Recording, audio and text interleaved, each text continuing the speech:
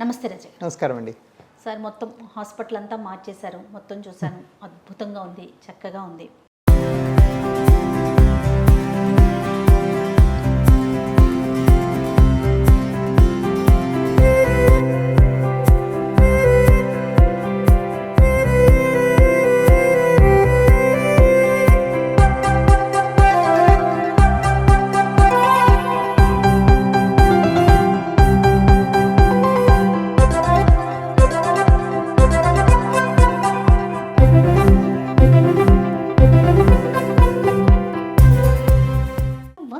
సర్జరీకి వెళ్ళినప్పుడు అక్కడ వాడే ఐటమ్స్ మీద, ఇన్స్ట్రుమెంట్స్ మీద, వాటి మీద కూడా అవగాహన ఉండాలా పేషెంట్కి? అసలు ఎలాంటి అవగాహన ఉండాలి? ఏదైనా హాస్పిటల్కి వెళ్ళినప్పుడు ఏం తెలుసుకోవాలి పేషెంట్? షూర్. సో నెంబర్ 1 ఏంటంటేనండి, ఈ రోజుల్లో ఆఫ్ కోర్స్ మనంతా ప్రైవేట్ హెల్త్ కేర్ గురించి మాట్లాడుతున్నాం. సో ఎవరన్నా ఏదైనా ఒక రుసుము కట్టుకొని వెళ్తారు. సో దే ఆర్ నాట్ ఏదో ఫ్రీగా ఏదో వాళ్ళకి ఏదో దానదత్వం ఎవరు చేయట్లేదు. అవునవును. ఈ ఒక రుసుము కట్టుకుని వెళ్ళినప్పుడు అసలు అందులో ఏం జరుగుతుంది అనేది తెలుసుకునే బాధ్యత ఒఫీషియల్గా అయితే హాస్పిటల్ది, చెప్పే బాధ్యత. కానీ చాలాసార్లు చెప్పని సందర్భాలు కూడా మనం చూస్తుంటాం.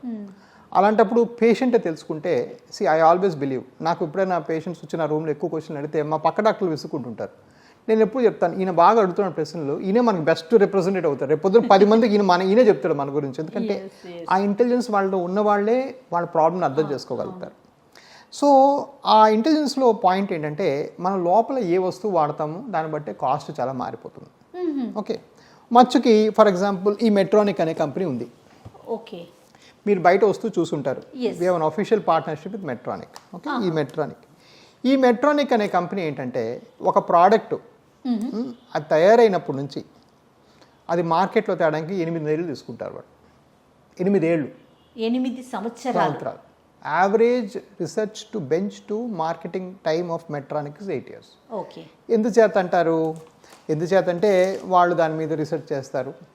ఫస్ట్ పిల్లుల మీద చేస్తారు, ఎలకల మీద చేస్తారు, తర్వాత మనుషుల మీద చేస్తారు, తర్వాత non inferiority studies, superiority studies, ఇలాగ 100 స్టడీస్. ఆ స్టడీస్లో 100 కొద్ది పేషెంట్స్ మీద ట్రై చేసిన తర్వాతే మనకు రిలీజ్ చేస్తారు. ఇది అమెరికాలో, ఈ కంపెనీ స్థాపించింది అమెరికాలో. సో అమెరికాలో మోస్ట్ స్ట్రాంగెస్ట్ రూల్స్ ఉంటాయి. మనం లేకపోతే ఎవరి మీద ప్రయోగాలు చేయకూడదు. రెండో ప్రపంచ యుద్ధం అప్పుడు హిట్లర్ గారు వేరే మనుషుల మీద ప్రయోగాలు చేసి వాళ్ళని చంపేస్తే ఆ న్యూరంబర్గ్ ట్రయల్ అని అయ్యి 1954లో కొన్ని రూల్స్ పెట్టారు. ఒక మనిషి మీద ప్రయోగం చేయకముందు ఇవన్నీ చేయాలయ్యా మీరు అని. ఆ క్లినికల్ ట్రయల్ అనే పారాడైమ్, అంటే ఇవి చేయకూడదు, హిట్లర్ చేసిన తప్పు పెట్టారు. ఆ పారామీటర్స్ నిక్కచ్చిగా ఫాలో అయ్యేది అమెరికాలో, యూరోప్లో, బట్ మోస్ట్లీ అమెరికాలో నిక్కచ్చిగా. అంటే అసలు ఒక రోజు కూడా తేడా జరగదు. దురదృష్టవశాత్తు భారతదేశంలో రీసెర్చ్ అంత ఫార్వర్డ్గా లేదు, మనం ముందుకు లేము. సో వీళ్ళు ఏం చెప్తారంటే, పలానా దేశంలో మేము రీసెర్చ్ చేసాము, మీరు అప్రూవల్ ఇవ్వండి అని మనకు అడుగుతారు. అడిగినప్పుడు కొన్నిసార్లు బ్యాక్ డోర్లో కొన్ని ప్రోడక్ట్స్ ఎంటర్ అయిపోయినాయి. సో ఇండియాలో దొరికే ప్రతి ప్రోడక్టు గవర్నమెంట్ ఎప్పుడైనా అవ్వకపోయినా it may not be the best. Okay, యుఎస్లో ఆప్షన్ లేదు మీకు, it has to be the best. ఆ ట్రయల్స్ లేకపోతే రాలేడు బయటికి. సో వాడు ఆ టెస్టులు చేసి అంత ఖర్చులు పెట్టినప్పుడు వీడు ₹2 ఎక్కువే ఉంటాడు, నేను కాదన్ను. కానీ నేనేం పెట్టుకున్నానంటే ఈ ప్రోడక్ట్సే వాడతాను. ఇది దేనికి వాడతారు సార్? ఇప్పుడు వారికోస్ వెయిన్స్ అనే సబ్జెక్ట్లో దీన్ని ఎక్కడ యూజ్ చేస్తారు? సో ఈ పుల్ల లాంటిది లోపలికి పెట్టేసేసి, ఈ పుల్ల లాంటిది మన చిన్న సూది మార్గంలో లోపలికి పెట్టేసేసి, ఓకే, మీకు ఏం చేస్తామంటే ఆ లోపల బర్న్ చేస్తాం. ఇది లేజర్ లాంటిదే. ఇదే మెయిన్. కాకపోతే దీన్ని రేడియో ఫ్రీక్వెన్సీ అంటాం. ఓకే, ఇది ఆన్ యావరేజ్ 53,000 రూపీస్. ఇక్కడ మీకు వెనకాల రేట్ కూడా ఉంటుంది, నేను కనిపెట్టింది కాదు, రేట్ కూడా ఎక్కడ ఉంటుంది ఇక్కడ. ఓకే, సో సరే మనం 150 కొంటే వాడు 5,000 3,000 తగ్గిస్తారు. ఇప్పుడు ఇది 50,000 కన్నా తక్కువ ఉండే అవకాశం లేదు. సో ఎవరైనా మీకు వారికోస్ వెయిన్స్ ఆపరేషన్ 30,000 చేస్తామంటే అర్థం ఏంటండి? ఇది వాడట్లేదు, నెంబర్ 1. నెంబర్ 2 ఏంటంటే అది ఇంకోళ్ళు ఎవరితో వాడేస్తున్నాడేమో, అది కూడా మనకు తెలియదు. సో ఇది ప్రాబ్లం అండి. సో నాకు అడుగుతుంటారు, సార్ మరి నేను అఫోర్డ్ చేసుకోలేదు, ఏం చేయమంటారు చెప్పండి. ఇది గవర్నమెంట్ ఆఫ్ ఇండియా అప్రూవ్డ్, ఇది అమెరికా నేను తెప్పించాలి, దీనికి మళ్ళీ మన గవర్నమెంట్ కస్టమ్స్ అన్నీ చేస్తూనే ఉంది ఒక పక్కన, ఇవన్నీ వేయంగా నా చేతికి వస్తుంది. సో ఇది ప్రాబ్లం అండి. సో చాలామంది అడుగుతుంటారు, మీరు ఎలా ప్రైసింగ్ ఎలా జస్టిఫై చేస్తారంటే ఇంతే, ఇది ఇలాంటి తెస్తేనే మీకు బాగవుతుంది. అండ్ దురదృష్టవశాత్తు అదృష్టవశాత్తు మంచి క్వాలిటీ కేర్ జయ గారు మీరన్నా రేపొద్దు నేనన్నా నాకు ఎవరికైనా జబ్బు వచ్చినా కూడా ఒక మంచి మందు కొనుక్కోవాలంటే కొంత పట్టాల్సిందే, తప్పదు. ఆ మందు ఒక రా మెటీరియల్ కాస్ట్ కన్నా తక్కువ కూడా అమ్ముతున్నట్టే చాక్ పౌడర్ అమ్ముతున్నట్టే, దానిలో ఏమీ లేదు, సున్నం అమ్ముతున్నట్టే. ఎలా అమ్ముతారు? నేను ఎప్పుడు ఒక ఉపమానం చెప్తాను. కొబ్బరికాయ 50 రూపాయలు అంటాడు బాండం, హోల్సేల్కి అయితే 40కి అమ్ముతాడు, ఇంకా వెళ్తే 30కి అమ్ముతాడు, ఇంకా తగ్గేయమంటే చెట్టులు తెచ్చుకోమంటాడు. మన చెట్టుకైతే కింద పడితే నడ్డి ఇరుగుతుంది, ఇప్పుడు 1,00,000 రూపాయలు అవుతుంది మనకి. సో కొబ్బరి బాండం 40 రూపాయలని మనం నడుమిలుపుకోలేం కదా, right?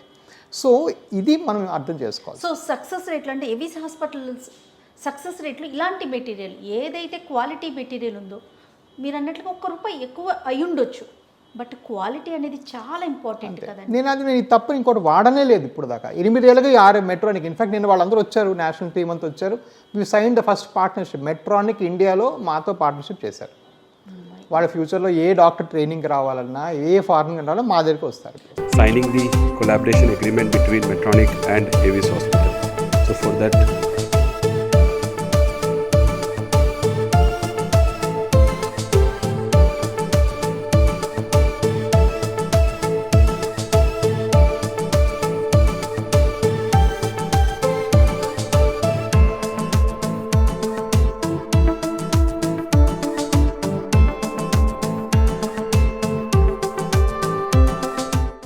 Medtronic is a global healthcare technology med device company.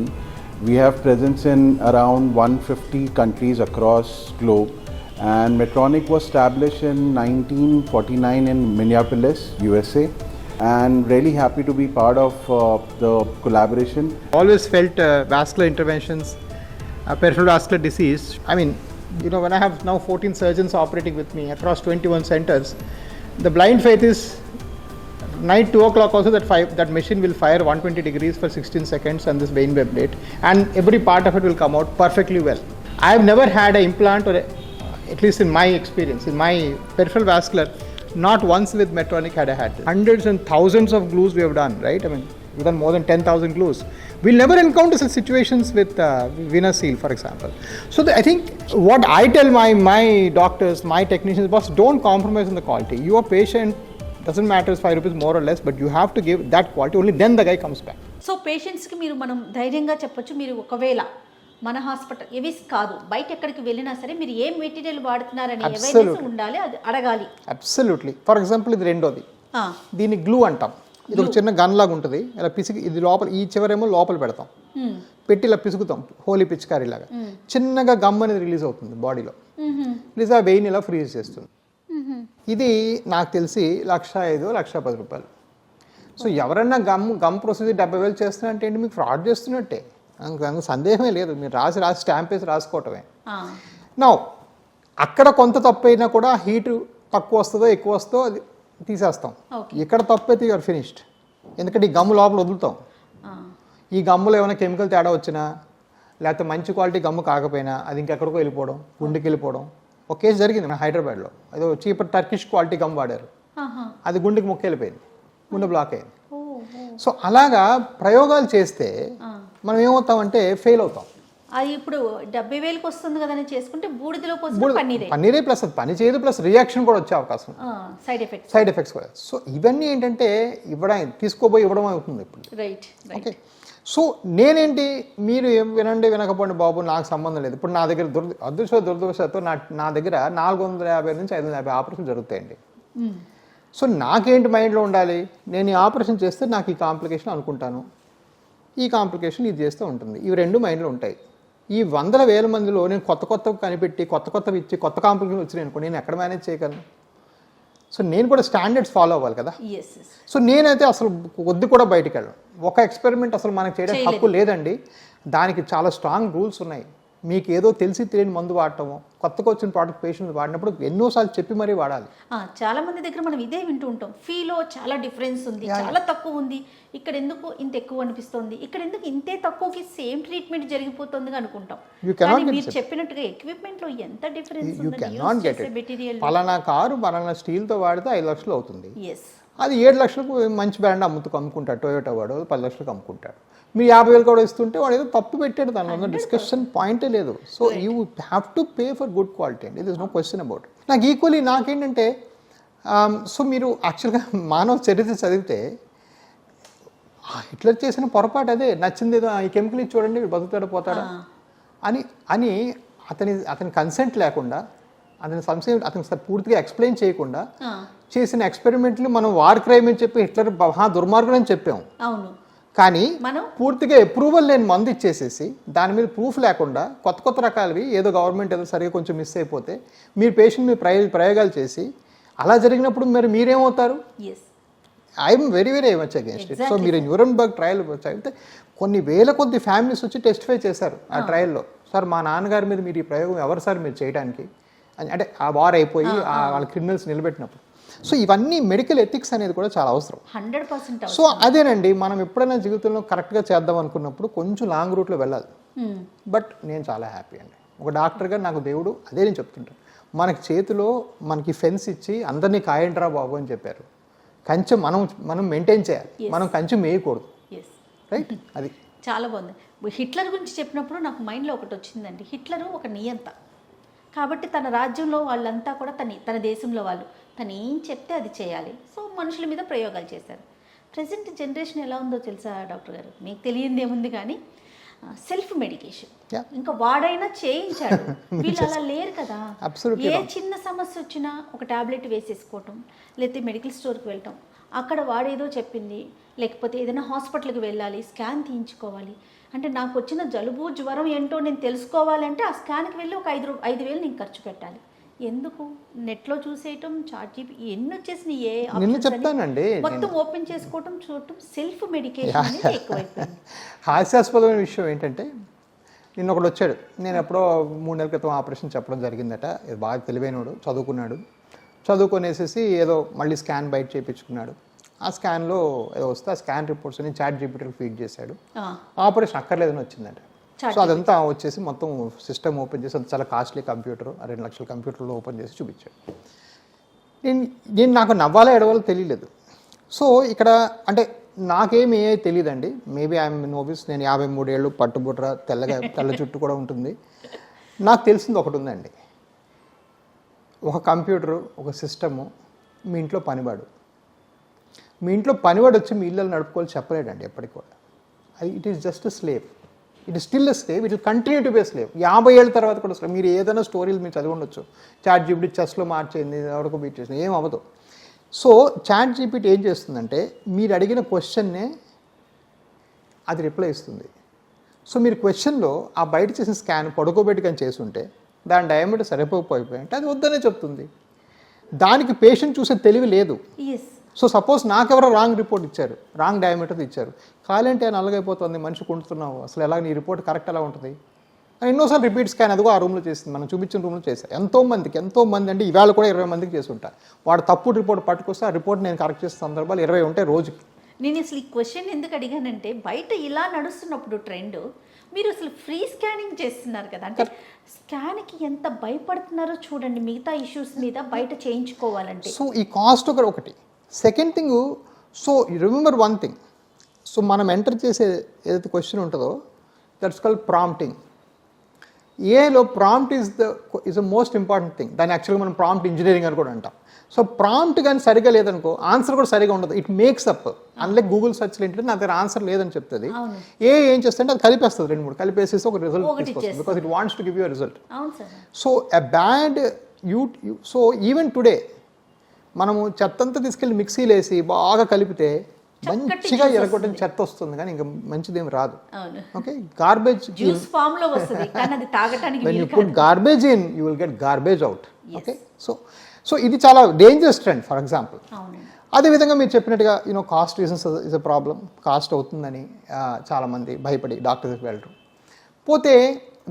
వెళ్ళకపోయారు. నన్ను అడిగితే యాక్చువల్గా వాస్కులర్ సిమ్టమ్స్ అట్లీస్ట్ వెళ్ళకపోయి, సరే నాకు డబ్బులు లేవు, నా పరిస్థితి బాగాలేదని ఇంట్లో ఉండిపోవడం చాలా better compare to going and taking unnecessary medicines.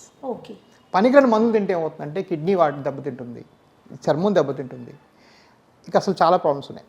So for example ఇది చాలా దురదృష్టకరమైన విషయం. ప్రపంచ ఆరోగ్య సంస్థ ఎస్టిమేట్స్ ప్రకారం 1% ఆఫ్ కిడ్నీ ఫెయిల్, ప్రపంచంలో ఉన్న కిడ్నీ పోయిన వాళ్ళందరూ లెక్క పెట్టుకుంటే 1% మంది అధికంగా మందులు తినడం వల్ల కిడ్నీలు పోయినాయి వాళ్ళకి. మీకు భారతదేశంలో అది 12%. My God. దీనికి ఒకటే ఒక కారణం, నచ్చినా నచ్చకపోయినా ఉన్నా లేకపోయినా మందుల షాప్కి వెళ్ళి పెప్పర్మెంట్లకు మందులు కొనుక్కొని వేసేసుకోవటమే. అంతే. ఎవరు అది ఎందుకు ఇచ్చాడు, ఏమి ఇచ్చాడు, ఎలా ఇచ్చారు, ఇప్పటికీ నేను ఎంత చెప్తాను, ఇన్ని షోస్ చూస్తుంటారు, షో చూసి వచ్చిన వాళ్ళే ఉంటారు చాలామంది, మందులు పంచే మహాప్రభు అని చెప్తాను, వెళ్ళిపోతే ఇంకేం మందులు ఇవ్వరా డాక్టర్ గారు అంటారు. అరే బాబు, మందులు పనిచేయనే కదా, మీరు చదివే కదా, చూసే కదా వచ్చారు. సో ఇవన్నీ ఏంటంటే దురదృష్టవశాత్తు ఫార్మా లాబీ కూడా చాలా స్ట్రాంగ్ అయిపోయిందండి.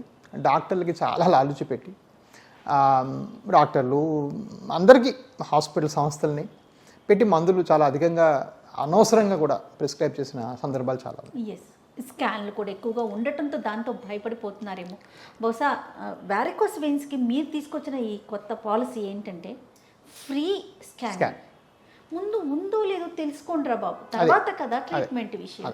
సో ఎప్పుడు కూడానండి హెల్త్ కేర్ ఎలా అయిపోతుందండి, ఇప్పుడు వీడు వచ్చాడు పేషెంట్, ఎలాగ ఒక 4-5 దగ్గర మీద డబ్బులు తీసుకుందాం అనేది పాయింట్. అది కరెక్ట్ కాదండి. హెల్త్ కేర్ ఎప్పుడు కూడా నేను నీకు ఈ ప్రయోజనం ఇచ్చాను, నాకు 10 రూపాయలు ఇరా బాబు అంటాం, అదే ఎప్పుడు కూడా అదే కరెక్ట్. వచ్చినందుకు వాడేసుకోకూడదు, అది జరుగుతుంది దురదృష్టం. నిజంగా సమస్య ఉంటే ట్రీట్ చేయాలి, అంతే కదా. రైట్ అండి. Thank you so much doctor గారు. నమస్తే. థ్యాంక్ యూ సో మచ్ అండి. ఇప్పుడు ఎవిస్ హాస్పిటల్ని సంప్రదించండి. స్కానింగ్ కూడా ఫ్రీగా చేస్తున్నారు. Avis hospitals.